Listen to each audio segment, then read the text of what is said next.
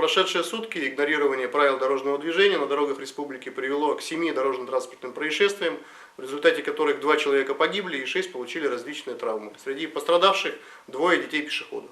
Около 15:40 на объездной автодороге города Воткинска водитель автомобиля МАН, мужчина 51 года, уроженец Орловской области, при выезде со второстепенной дороги на главную не предоставил преимущества и совершил столкновение также с грузовым автомобилем МАН. Водитель, который нарушил правила дорожного движения, был доставлен в медицинское учреждение, в котором впоследствии скончался.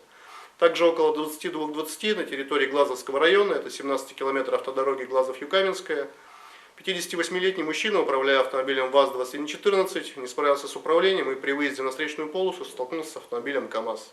Водитель 14-й модели скончался на месте происшествия.